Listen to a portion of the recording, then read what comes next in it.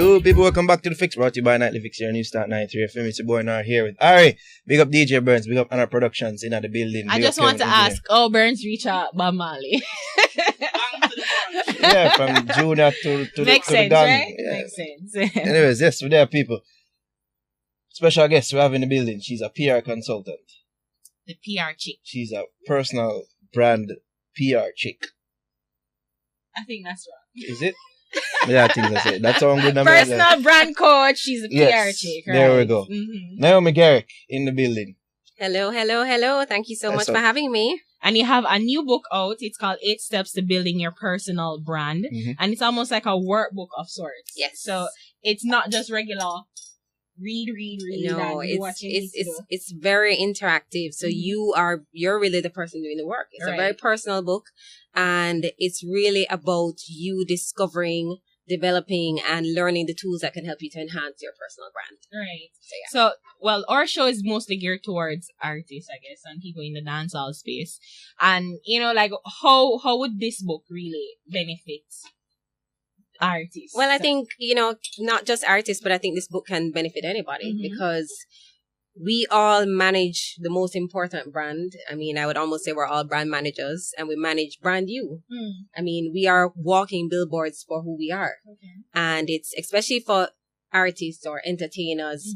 I mean, your whole life is put in the spotlight, so you have a responsibility to manage your reputation. And that's on and offline. Right. So especially with social media now, it's so easy for us to get lost and, get caught up sometimes in the hype, and we forget that you've created this brand. People are watching you. You have younger people watching you too. People who are inspired by you, whether it's younger artists or just young talent. And they're watching your every move to see, what's the next move you're going to make, how you present yourself, what you wear, how you speak, how you respond to an interview, how you respond to even something negative that comes out in the social media space. And you have to be responsible for that.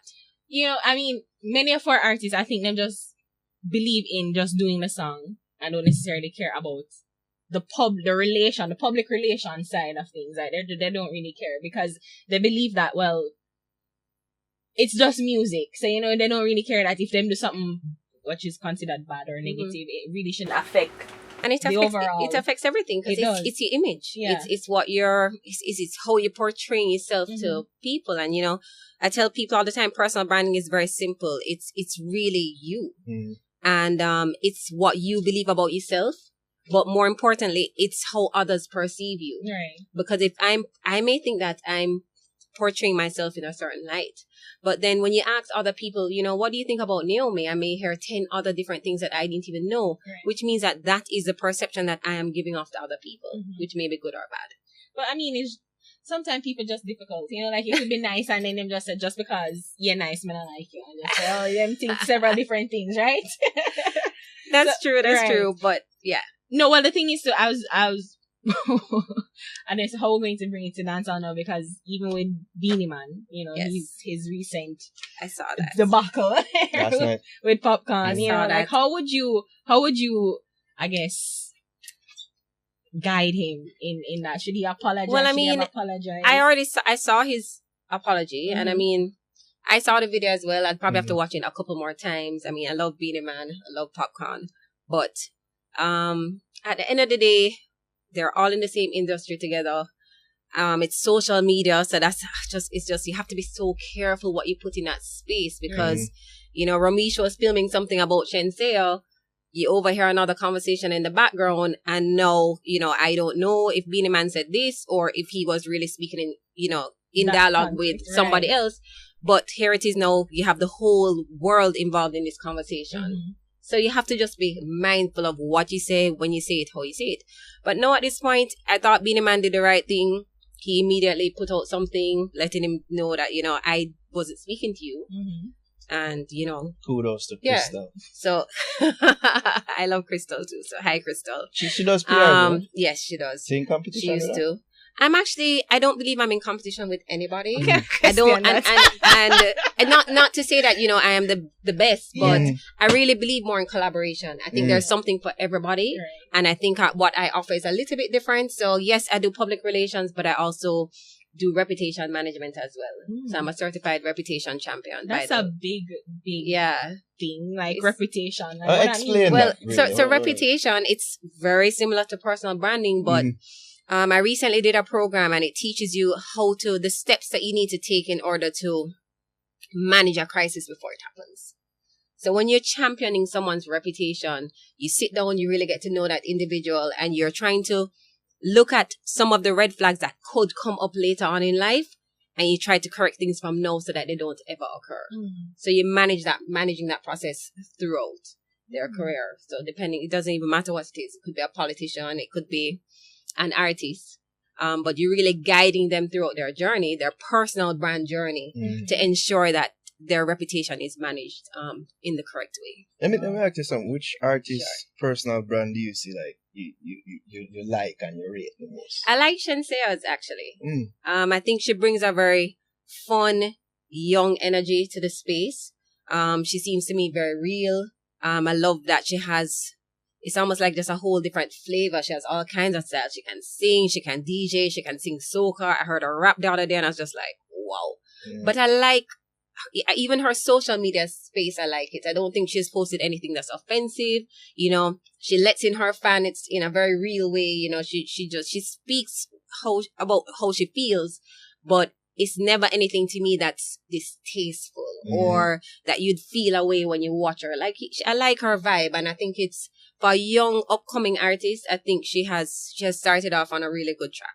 So kudos to Ramisha as well for that. I mean, many people would think that once that you're being controlled or you're being managed and it's not necessarily you only put out the best, because not everybody's going to like you. So if you put out something that people like and people, you know, want, that means that you're not giving off your true authentic self. You think that's correct? Not necessarily, because just from what I've seen, I believe, and if I use Shenseea as an example, or even Ding Dong, I think it's their authentic selves. But we have to all remember that what people post on social media is not necessarily what's happening every day in their life. You choose what you put out there. So as an artist, it's important to manage that space because you have control over it. So if you have some control over something, why not manage it and put out your best self or the best representation? But it should be authentic. Right. So I definitely believe in the authenticity, but you still have to manage the kind of content that you're putting out there. It's your brand at the end of the day. And your brand doesn't just stay in Jamaica.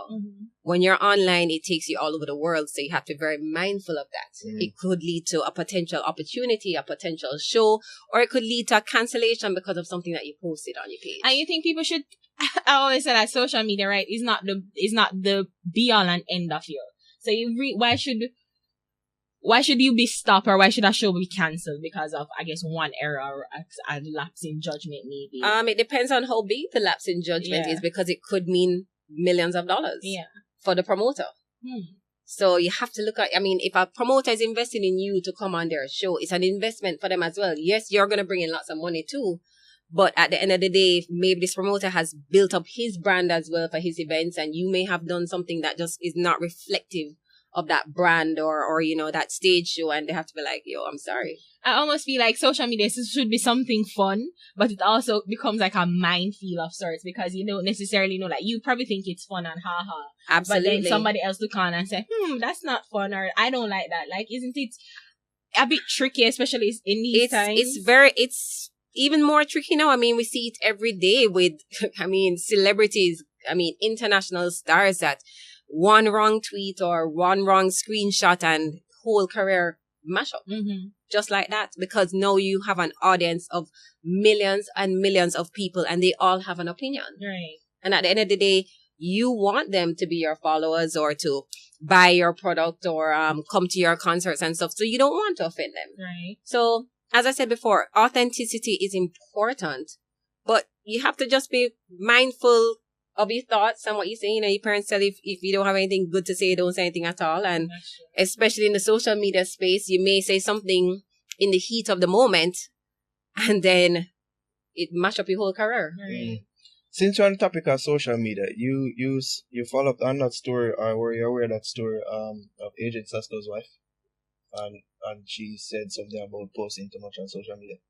Careful what you post. Right. Yeah, I was aware of that. I mean, I did see it in the social media space. I also know Nicole very well. However, I've heard so many different sides of that story, and I also heard from someone that actually was on location when she made that speech, and she did say that this is something that I am very guilty of. However, that wasn't published. So, sometimes the sensationalism of things when we don't know the full story. And yes, we all know Nicole posts every day about her children, her husband, her life, but that is a part of who Nicole is. It's a part of her personal brand as well. And the fact that she said that and she acknowledged it, it still doesn't mean that she can't give the advice to other people to say, listen, social media is real, giving lots of people access to your private personal space. You have to be careful of how you maintain that. I mean, she's a big woman. She knows what she's doing. Yeah. But she also knows the dangers of social media as well. I want to ask you a question specifically about, I think is step 2 or chapter 2. Okay, let me go to step 2 too, just to... Turn your pages to chapter 2. Defining your personal brand. When used correctly, your unique brand can sabotage the best talent and boost an average talent. So, I can give you an example. Sometimes you're applying for a job, right? So let's take 2 people. One person has all the credentials for the job. So they have the master's degree, they have the experience, they have everything going for them. And then there may be someone else doing the same interview that might not have that degree or might not have that experience, but they have the drive, they have the passion, they have the personality, they have a different kind of energy.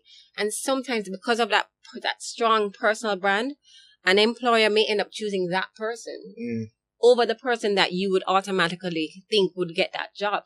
Because even though they have it on paper, they might not have that extra, that it factor that gets them one step ahead. Because at the end of the day, I think you can always train certain things, but you're born with certain things as well. So, you have to find what it is that makes you unique, what makes you different, what makes you stand out. You embrace it and you see how you can develop it even further so that it allows you to stand out from everyone else. Because it's defining and, I guess, building your personal brand.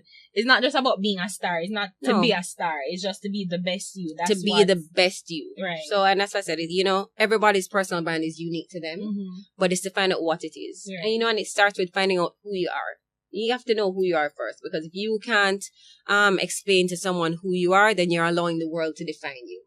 You say that you've been so many things, like you change careers often, but what's true to you is that who you are is consistent. But who I am at my core is consistent. Have you ever changed something that you thought when you were 16, you grew up now and you're like, you know what, I don't necessarily think this Well, I could say that. I mean, I thought that I studied hotel and resort management, actually. And I thought that I was going to end up owning my own hotel with my jet skis parked up at the front. But after working in the hospitality industry, which I still love to this day, and tourism, when my lecturers said it was a 24-hour industry, I didn't really realize until I was actually working on property, and it really was a 24-hour industry. So, sometimes you work 6 days a week. If I had a special group in house, maybe 14 days a week. What? I lived in the grill. So, coming home, I tried to drive home. I don't know how I did it to this day, but every weekend I'd try to drive to Kingston for 1 day and go back. And so after that, I kind of decided maybe this is not the life that I really want. I find it a little bit difficult or challenging if you wanted to have a family, children, to be working literally on property 24 hours when you get to develop that side of your life.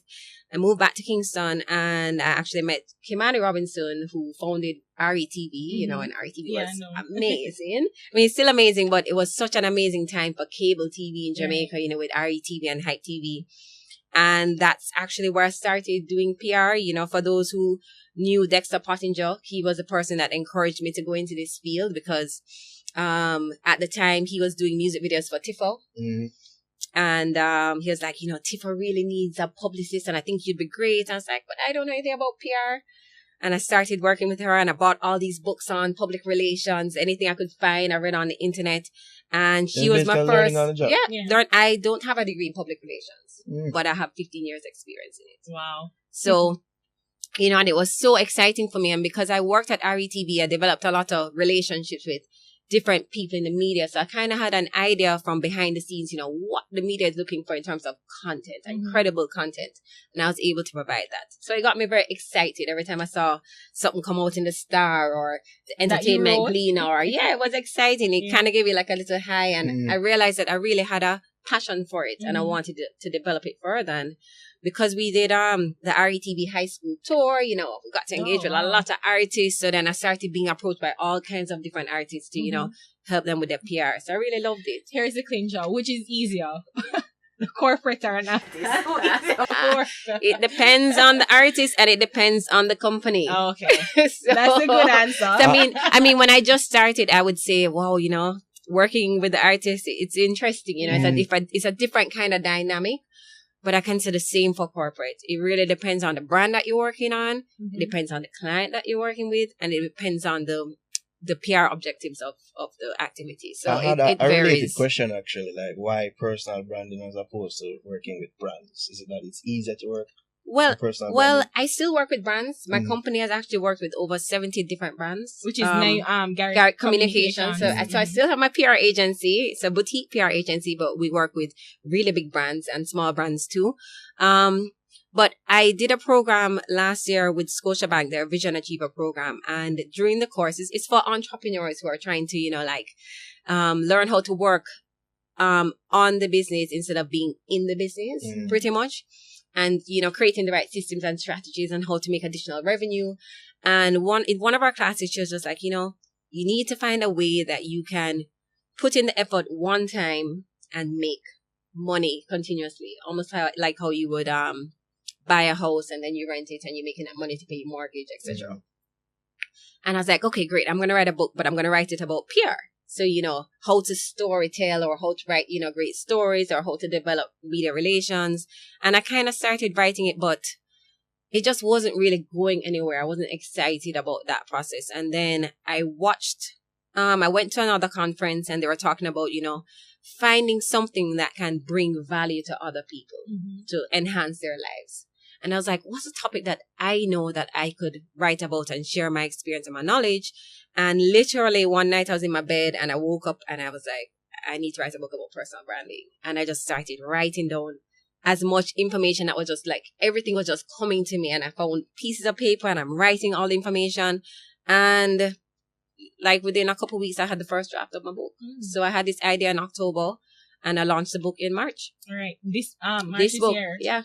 So where can we get it though? It's available at Fontana Pharmacy in Kingston and Montego Bay. Okay. And we also have a mini guide, which is a smaller version. It's not the workbook, but it's a little pocket book which has all the content and it's available for Kindle as well on Amazon. How much is it? So in Jamaica, because now we have an international audience. Yeah. So the workbook is $2,500 and the mini guide is $1,000. Okay. Yeah. And it's just something that you can just do on the way. Say you're on the bus and you want to. Absolutely. Like, I don't want to be doing this job anymore. I want to do something else. You just. Yeah. Or if you're switching jobs or if you are graduating from school and you're just trying to figure out, you know, where you want to go and what you want to do.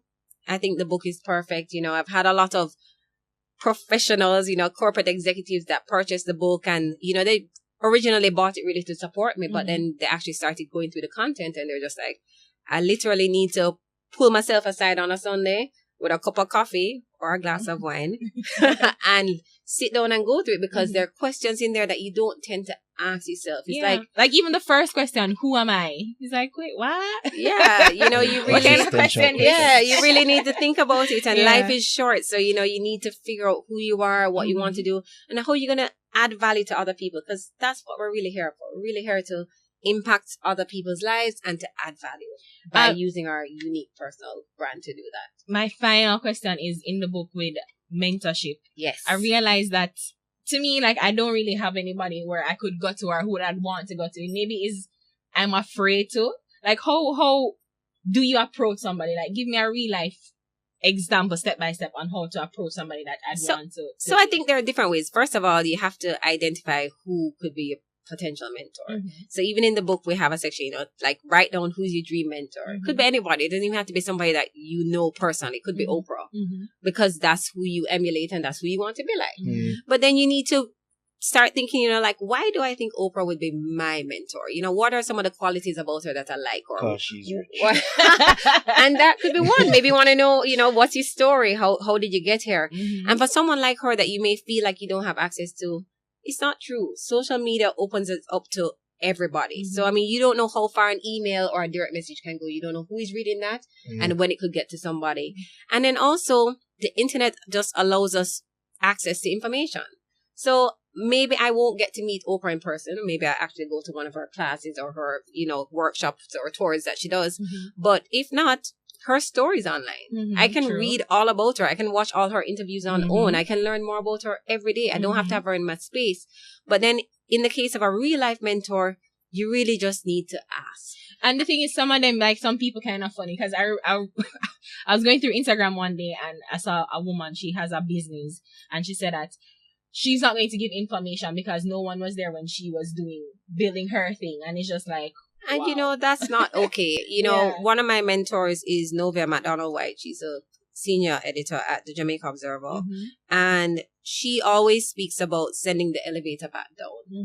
It's important, And as he said, not because you didn't have that support at that time. It doesn't mean that, you should more want to share that kind of information than to, bring everybody up with you. And then there are others that think that, you might be competition. So, and that's the whole thing about your mindset. You have to change your mindset, and we have to stop believing that there's not enough for everybody. There is enough for everybody. And, sharing information, I think it's great. You don't know where it could lead to. It could lead to collaborations. It could lead to employment. And real mentors want to share information, but you have to reach out to them and ask. And I feel that some of them get a pushback depending on the vibe, because if you're coming to me just because you want to be where I am and not because you really want to learn, then that's a different kind of energy than if you came and said, I followed your story. I'm really inspired by what you're doing. And I'd love to just know what are some tips that you could give me to help me along my own journey. Yeah. Not that I'm coming to take over, And sometimes, as I said, it really depends on how you approach your mentor. Because I was thinking too, because you don't want to be to be annoying, and you don't want to be a user. Yeah. Because you don't even know, like, if I call it every day, that's bad, right? Like stalking you. Right. There's so many things that you have even to encourage figure out. sliding in the DMs. Well, I did responsibly. Though. So yeah. But I got to discern like men sliding in your DMs and say, this guy's about. No, you have to be responsible, and we all, when something is not right, and you have to be professional. So even I'd recommend, if you find that this person really could be a mentor, then, you need to reach out to them in a professional manner so they also know from the get-go that it is about business. So if you're trying to meet with them somewhere, find a space that's a professional location, a public location, so they don't get any ideas. Don't go and ask them to go and have drinks. You don't need to go and have drinks with anybody. Right? Maybe that's where they feel like they're the most loosest. This is business. This is business. So you need to be... So a midday lunch. Not even. How about coffee? A coffee in the morning. First thing in the morning, nice, short and sweet. But you need to be serious and you need to be professional. That's what it is. Yeah. So I just saying boutique, when you say boutique, so I can come to you and say, listen, I'm nobody, I want to be somebody, help. Like that's what a lot. But is. no, so for us, boutique just means we're small. Okay. So we're a very small agency. It's just about 4 of us in the agency. But because we're a boutique, it allows us to offer a very personalized service for all of our clients. Okay. So we work with startups, big brands, international brands, entrepreneurs. We work with everybody. So it really just depends on, what are your PR objectives, and then we try and find a way to do it. But not because we are small doesn't mean that we don't do really big things. So we have the flexibility to expand our team as we need to when we have a really big project. So sometimes we do really massive projects, and then we have a lot of collaborators that we work with and different suppliers, and we bring them in to make our team bigger for that project. And then when that project is over, we go back to our nice little PR nest of 4. Yes. So, So it's really just trying to... Is it social media? That's what I was wondering. Is it social media branding and promoting? No, so we really do. So we found that with most of our clients, their public relations objectives are all different. So even for that reason, we don't have set rates for what we do, because when we sit down and have an initial discovery session, that's where you get to learn more about me and what we offer, and we get to learn more about what exactly you want. And depending on that, for some people, it's about increasing brand awareness, or it could be even increasing sales, or just building awareness in the digital space. So it really, really depends. But we are in the business of allowing people to be seen, brands, or companies to be seen, heard, or experienced by a particular target audience. And we find very creative ways of getting them placed in the media or in that space where they can engage with their target audience. You ever work with an IG model? With an IG model? Yeah. Like an influencer? Yeah. IG model. Tell me what you mean exactly. That's the fancier term. Yes, the fancier term. Yeah, we have worked with different kinds of influencers for different projects. Not to build someone else's brand, but to build their personal. No, I haven't been approached by any influencer to work with them on their personal brand. But maybe after this interview, I might get a couple of calls. Okay. So that's fine. Nice. Yeah. Thanks for passing through, though, Naomi. Where people can follow you on social media. You can follow me at Naomi Garrick or The PR Chick on Instagram. I think that's the best place to get me. People, Naomi smells really good, by the way. I just had to say it. That's why you're so quiet. You're captivated by the smell. Oh my God! Well, that's good. Smells are good. And your mom as well. I am a mom. My son is here. He's actually going. His birthday is tomorrow. Really? Happy birthday! Yeah. So happy be early. I'm not even listening to you. happy early birthday, Johnny. Bless up, young youth. Thank God he doesn't know what a milk is. Doesn't? Know what a stepfather is? Anyways. Oh my God. Yeah. Yeah, I don't know that. Some fish. Give thanks again, Naomi. Thank you so much. I hope people learn something I learned. I hope so too. Yeah. So get her book. It's a PR Chick's Guide, 8 Steps to Building Your Personal Brand. It's a workbook. And it's not just for women. So people see the PR Chicks. It's not just for PR. Like people. It's no. To women. So I'm going to give you this copy so you know it's that. Too girly for me now. No, it's not. It's not too girly. The content in there is for everybody. Universal, exactly. There you go. All right, people. Naomi Garrick, it's the fix. Hello, tell them ain't no way. So, live it up. Trenchtown to Rima, Riverton, Southside to Jungle, Sherlock, Garden to Spanglers.